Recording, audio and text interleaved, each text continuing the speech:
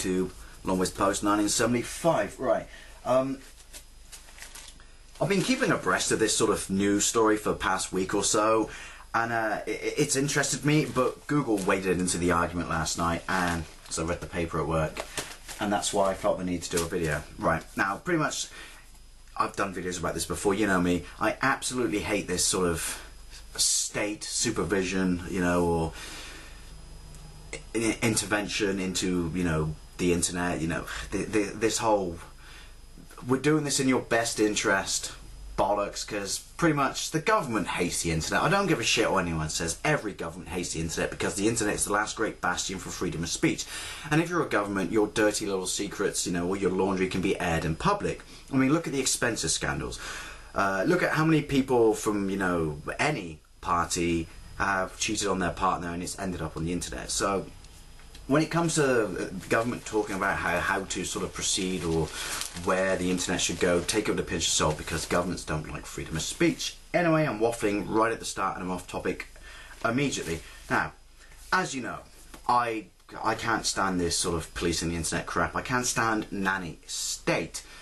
So whether this is kind of related to, you know, sort of the original thing, which was, you know, where they wanted to propose legislation changes that mean they can access people's emails and shit like that without, you know, a warrant or not, I don't know. I'm not a conspiracy nut, but it is kind of a similar-esque story that's kind of close to that, and I'm very much in the mind of when it comes to governments, if you propose something, and there was a massive backlash to their sort of original thing they want to do with the internet, but if you propose something and it gets blasted down, repackage it, remarket it, make it, you know, sort of soft, friendly, put it back out there.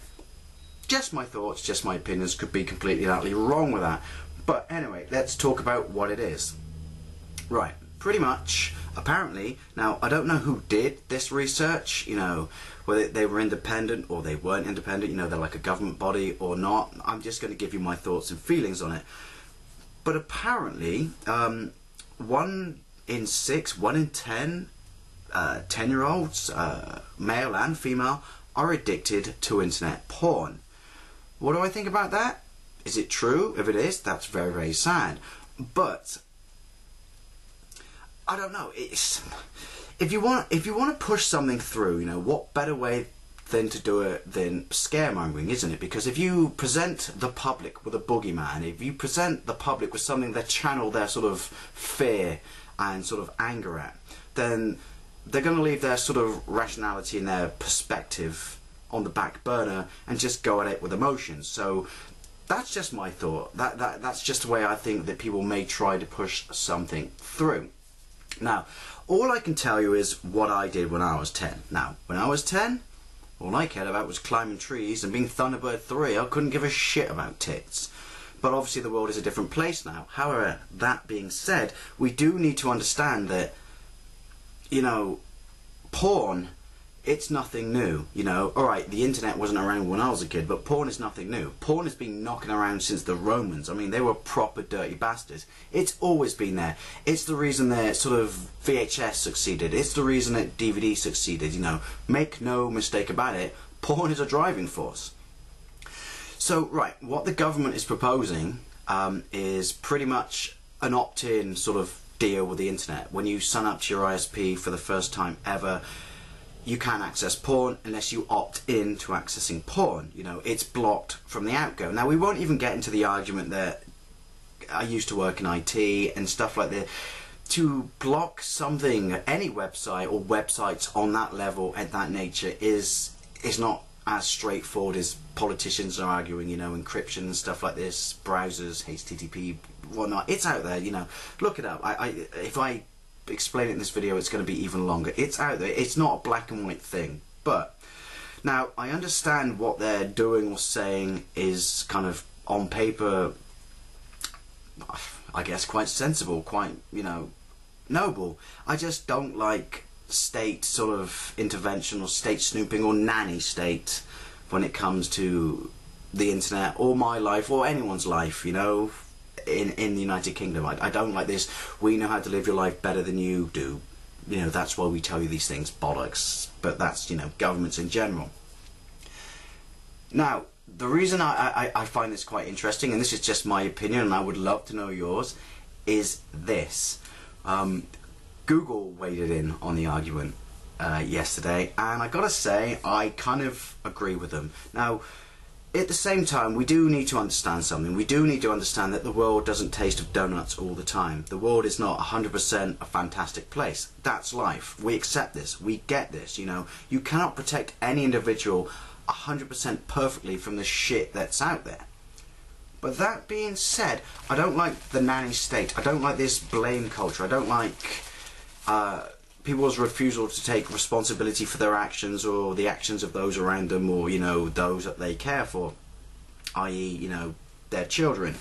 I don't like the internet made me do this, horror movies made me do this, video games made me do this. So I did kind of like it when Google said this. And I have to say, I do think, now yes, I know I'm not a parent, so before anyone says it like, you don't know what it's like, well, no, you don't, but I am going to say this. I do think that we need to take a better responsibility, you know, for these issues, for these things, you know. You can't protect your children 100% of the time, I do know that, but you've got one PC in your house, you know, put the relevant software on there, you know, to block this stuff. Put the safeguards in place to protect your child. Your child has a PC in his room. Well, then ask yourself this question, does he need one? You know, remove it. Either put the software in place on that or remove it and you can only access the main PC. You need to be responsible for these things. And then the other argument, which was, well, you can do that, but you can't control their phones, you can't control their phones. No, you can't control their phones. But ask yourself this question, A, do they need a phone? Now, I'll give you this one.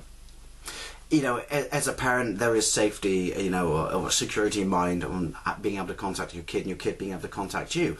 But he doesn't need a smartphone to do this, does he? He doesn't need an iPhone. Give him a $10 phone. Give him a £5 phone. He can call you, you can call him. Job done. He doesn't need to walk around with a PC in the palm of his hand. I don't know. I think you can, to a degree. You can't remove every bad element of life or exposure to these things, but you can, to a degree, police them to a reasonable level. Now, you know, it's no different from when I was a kid. Alright, there wasn't the internet, but as I said, porn was there, you know. I don't buy this. We need to police the internet. We need to make these changes. And the reason, while on paper it looks soft and cuddly, the reason I don't like it is, it's politicians. Once they do this, and it goes through, and they get a reasonable response from it, it'll be like, well, then we can do this. Then we can do this, and then we can do this, and so forth and so on, etc. And always in the best interest of the public. And then before you know it, you wake up in a country with state-controlled internet. Now, you may think I'm being paranoid. Nah, absolutely not. That's where it always ends up. That's where it always ends up, because the internet's a powerful tool, and it's our tool, not theirs. But anyway, that's just my thoughts, my opinions. What do you think? I'd love to know. I'll see you later.